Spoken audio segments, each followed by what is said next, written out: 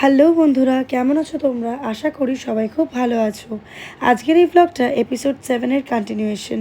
তো যারা দেখোনি আমার আগের ব্লগটা তারা প্লিজ একটু দেখে নিও। তো চলো ডে 3 এর এপিসোড 8 শুরু করি। আজকের ব্লগ শুরু করছি একটা নতুন জায়গা থেকে, যার নাম হলো global village. Miracle garden complete করে আমরা ক্যাবে ট্রাভেল করে এসেছিলাম গ্লোবাল ভিলেজে, কারণ মিরাকেল গার্ডেন্স থেকে গ্লোবাল ভিলেজের দূরত্বটা ছিল অনেকটাই। এখানে পৌঁছানোর পরে রেজিস্ট্রেশন কমপ্লিট করে আমরা ভেতরে গেছিলাম।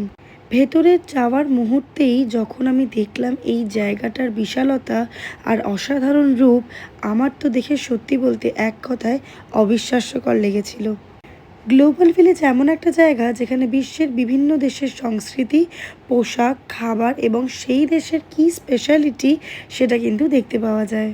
আমরা এক একটা দেশের প্যাভিলিয়নে ঢুকে দেখছিলাম ওরা কি খায়, কি পরিধান করে আর কোন জিনিসটা তাদের দেশে বিখ্যাত। যেন এক জায়গাতেই গোটা পৃথিবী লাগছিল।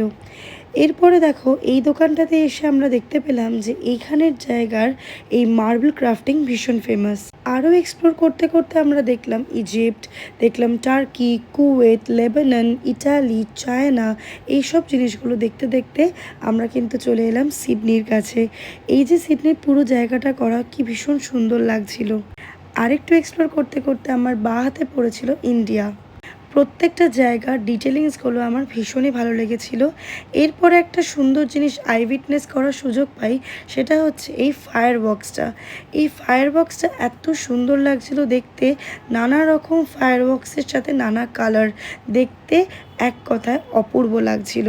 আর অনেকক্ষণ ধরে এই জিনিসটা হওয়ার ফলে আমরা অনেক ধরনেরও ফায়ার বক্স দেখতে পাই। আরও ঘুরতে ঘুরতে দেখলাম এখানে প্রত্যেকটা কর্নারই কিন্তু ভীষণ ফটোশ্যুট কর্নার। তা বাদেও একটা কর্নার ছিল যেটা কিনা সত্যিই ফটোশ্যুটের জন্য তৈরি করা হয়েছিল, যেটা হচ্ছে এই উইংসটা। দেখো কি সুন্দর। এরপরে আমরা চলে গেলাম ফান অ্যাক্টিভিটি এরিয়া, যেখানে অনেক রকম রাইডস ছিল। আর সেখান থেকে আমরা ঠিক করলাম যে আজ স্কাই হাই সুইং রাইডটা করব। এই রাইডটা একদমই তার নামের মতনই, আকাশ ছোঁয়া অনুভূতি। সত্যি বলতে পুরো ব্যাপারটাই আমার দারুণ লেগেছে। এই সুন্দর দিনের শেষে আমরা ফিরে আসি আমাদের হোটেলে।